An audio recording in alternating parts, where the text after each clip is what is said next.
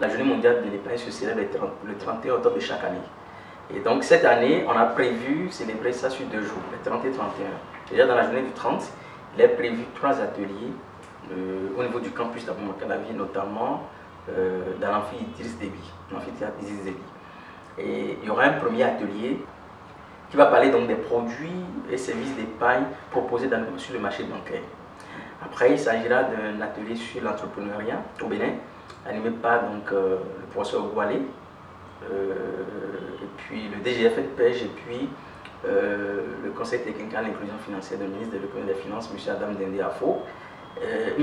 Un atelier qui va aborder donc la thématique de l'entrepreneuriat, la problématique de l'entrepreneuriat au Bénin, comment entreprendre à 0 francs.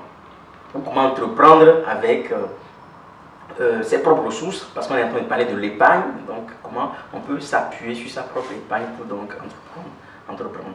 Et le dernier atelier donc, va aborder l'offre de services et produits d'épargne sur le marché boursier. Et donc cet atelier sera animé par la SWAGA, donc la Société Ouest-Africaine de gestion d'actifs, qui intervient sur le marché boursier.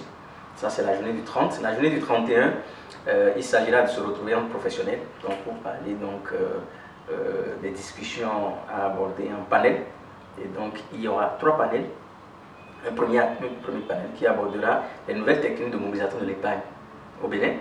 Un deuxième panel qui abordera la contribution de l'épargne au financement d'une économie moderne. Et le troisième panel parlera donc de l'épargne, de la tontine informelle et de l'épargne formelle. C'est vrai que, en prélude à cette activité d'envergure mondiale, nous avons voulu quand même outiller les journalistes qui sont quand même d'une certaine importance pour ce qui est donc de la diffusion de l'information. On a voulu donc outiller ces journalistes-là pour leur permettre de bien relayer l'information et de relayer l'information de façon professionnelle, avec les thèmes qu'il faut et sans avoir donc à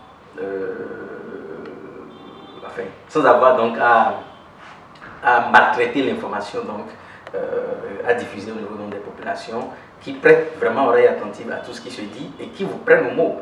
Et donc quand vous sortez des informations qui ne sont pas cohérentes, ces populations-là s'approchent à ça et après disent, bon voilà, c'est ce qu'on nous a dit. Donc c'est pour cela, pour éviter donc d'avoir de la confusion, on a voulu quand même partager le contenu de certaines thématiques avec les journalistes qu'on pourrait inviter donc à cette édition de la Journée mondiale de l'épargne.